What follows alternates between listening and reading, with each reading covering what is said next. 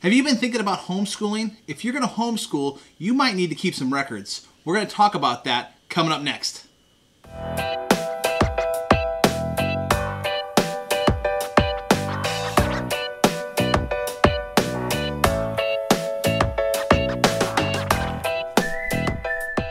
Hey, welcome to Molding Our Monkeys, our channel where we talk about pretty much all things homeschooling, raising our kids, molding our monkeys.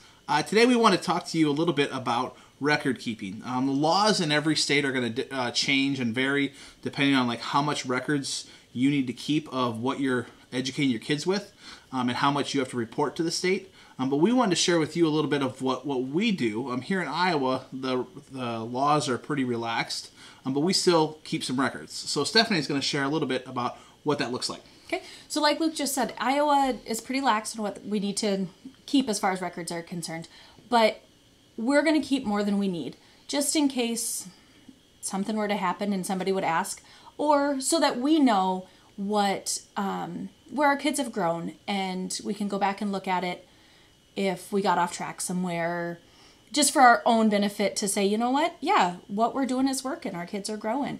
So what we're doing is pretty simple. We have a file cabinet in our storage room, which we're going to go see now. Ready? So here's our file cabinet.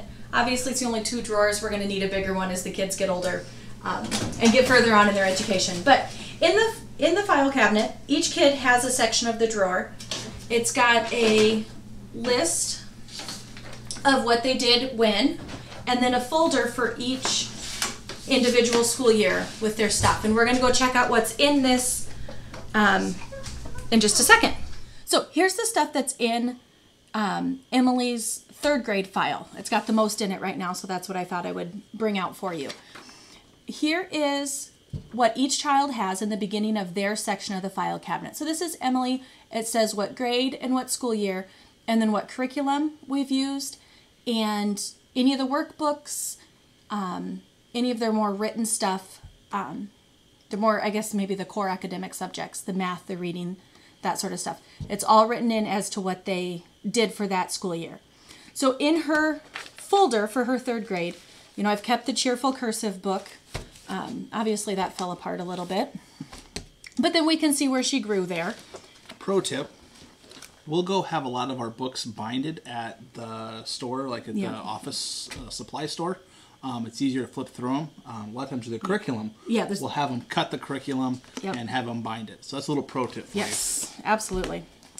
Also in her book is just her 3rd grade math books and her phonics book that she was doing. Just stuff that, like we said, we can see her growth. We can see where she struggled. So if we're struggling further on down the line, we can come back to that. A couple of other reasons to keep some of this is, you know, maybe you've got a friend or somebody asking about homeschooling and needing to know what you did, or I'm a hands-on person. So when somebody says, well, I use Singapore math, I'm like, great, what's that look like? But if I can say, you know, it's got the answers in it, but you can check out this book, you know, then they can see what their kid would be doing too. These folders don't have their like teacher's guides for the year, just because we store those in a separate place because we'll be using them with the other kids. But that's why it's just written down here, so I can say, oh, for 3rd grade we did Heart of Dakota, Bigger Hearts for His Glory, so I can go grab that and we have that there. And eventually that's something that we'll have in here when we're done with our kids using it. It's something we'll keep and store. Yep. But like you saw, that file cabinet, it's not massive. We might need to get a bigger one. Yep. But it's not like we're taking up the entire house. Right. With it. It's not this scary thing to keep records and keep a an idea of what we've been doing. It's pretty simple, pretty straightforward. But it gives us something to go back and reference if we need to. And just another quick thing here. Give me just a second. This is our awesome school area. Yes. And we'll show you more about that at another time. But in their teacher's guides, I also mark the date that they did them. So that way we have, that's even a little bit more detailed record of, okay, I have this many school days, because some people come from states that have to have a certain amount of school days. And then we can say exactly what we did on that day.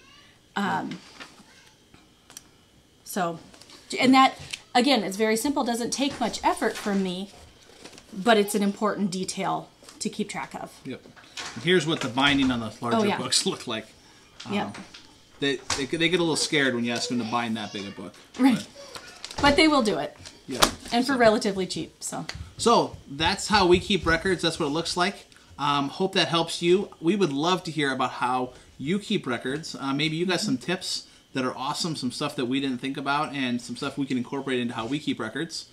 So share those in the comments. We would love it if you'd subscribe to our channel and hit that thumbs up button. I can get it right. That thumbs up button if this was helpful, if something you liked. So we will see you later as we talk about molding our monkeys.